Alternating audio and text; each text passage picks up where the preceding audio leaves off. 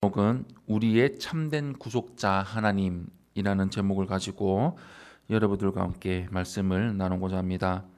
하나님께 거하는 삶을 삽시다. 이사야 강의 107번째 시간입니다. 하나님을 떠난 이스라엘이 맞이한 것은 환난과 고통입니다. 하나님을 버리고 인간적인 욕망을 쫓아 살던 그들은 비참한 죄의 노예가 되었습니다. 오늘 본문은 우리에게 하나님 안에 거하는 삶이 왜 복되고 가치가 있는지를 말해주고 있습니다.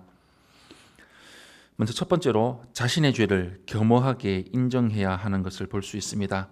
9절에서 12절 말씀 우리 한 목소리로 함께 합독하겠습니다. 시작.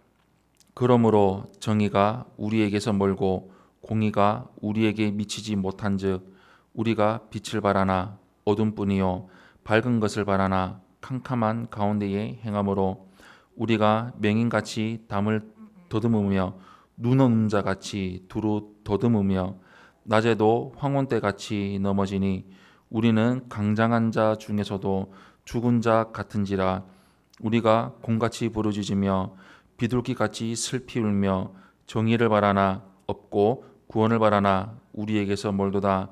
이는 우리의 허물이 주의 앞에 심히 많으며 우리의 죄가 우리를 쳐서 증언하오니 이는 우리의 허물이 우리와 함께 있음이니라. 우리의 죄악을 우리가 아나이다. 아멘. 이스라엘은 자신들의 죄 때문에 하나님께 징벌을 받았습니다. 그들은 간절히 구원을 원했지만 하나님은 응답하지 않으셨습니다. 대적들의 압제는 계속되고 하나님의 공의는 멀기만 합니다. 이들은 자유의 빛을 갈망하지만 여전히 고난의 어둠에 갇혀서 나아갈 길을 찾지 못해 소경처럼 더듬고 눈 없는 자들처럼 앞을 보지 못하고 한낮에도 황혼때처럼 비틀거립니다. 이스라엘은 아무런 소망이 없는 자가 되었습니다. 그들은 곰같이 고통으로 부르짖으며 비둘기처럼 구슬프게 웁니다. 하나님의 구원을 간절히 사모하지만 그 구원은 멀기만 합니다. 그들의 죄악이 하나님과 그들 사이를 막았던 것입니다. 결국 그들은 자신들이 얼마나 하나님 앞에서 죄인인지를 깨닫고 인정했습니다.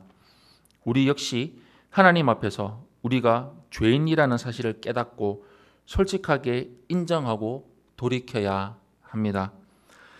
두 번째로 하나님은 공의와 구원의 하나님이십니다. 13절에서 17절 말씀 우리 한 목소리로 함께 합독하겠습니다. 시작. 우리가 여호와를 배반하고 속였으며 우리 하나님을 따르는 데에서 돌이켜 포악과 패역을 말하며 거짓말을 마음에 잉태하여 낳으니 정의가 뒤로 물리침이 되고 공의가 멀리 섰으며 성실이 거리에 엎드러지고 정직이 나타나지 못하는도다. 성실이 없어지므로 악을 떠나는 자가 탈취를 당하는도다.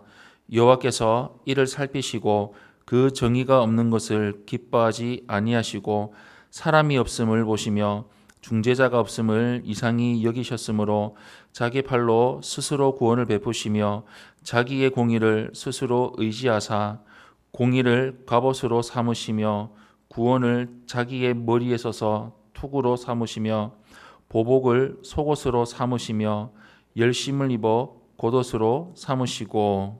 아멘. 이스라엘은 하나님을 배반했습니다. 그들은 하나님과 맺은 언약에 너무나도 불성실했고 헛된 우상들을 쫓아 하나님으로부터 돌아섰습니다. 그들은 거룩한 삶을 버리고 온갖 패역과 거짓을 일삼았습니다. 이제 그들에게서 하나님의 공의가 무너지고 정직이 사라졌으며 더 이상 진실을 찾아볼 수 없게 되었습니다. 그들은 완전히 타락했습니다. 더욱이 그들에게는 그들을 죄악에서 구원할 아브라함이나 모세 같은 중재자도 없었습니다. 이렇게 타락한 백성을 구하기 위해서는 하나님 자신이 구속의 은혜를 베푸셔야 했습니다. 이스라엘의 구원은 그들의 공로가 아니라 전적으로 하나님의 은혜에 있습니다. 하나님은 공의와 갑옷을 입으시고 죄악을 심판하십니다. 또한 구원의 투구를 쓰시고 당신의 백성들을 죄에서 구속하십니다. 하나님은 공의와 구원의 하나님이 되십니다. 마지막 세 번째로 하나님은 성령과 말씀으로 함께 하십니다. 18절에서 21절 말씀 우리 한 목소리로 함께 합독하겠습니다. 시작. 그들의 행위대로 갚으시되 그 원수에게 분노하시며 그 원수에게 보응하시며 섬들에게 보복하실 것이라. 서쪽에서 여호와의 이름을 두려워하겠고 해돋는 쪽에서 그의 영광을 두려워할 것은 여호와께서 그 기운에 몰려 급히 흐르는 강물같이 오실 것임이로다. 여호와의 말씀이니라. 구속자가 시온에 임하며 야곱 자손 가운데에서 죄가를 떠나는 자에게 임하리라. 여호와께서 이르시되 내가 그들과 세운 나의 언약이 이러하니 곧 내 위에 있는 나의 영과 내 입에 둔 나의 말이 이제부터 영원토록 내 입에서와 내 후손의 입에서와 내 후손의 후손의 입에서 떠나지 아니하리라 하시니라. 여호와의 말씀이니라. 아멘. 하나님은 사람의 악한 행인대로 보응하십니다. 사람은 무엇이든지 자신이 심은 대로 하나님께 받습니다. 이것이 하나님의 공의입니다. 이스라엘은 자신들의 죄악 때문에 하나님께 심판을 받았습니다. 그러므로 우리는 하나님 앞에서 거룩한 삶을 심어야 합니다.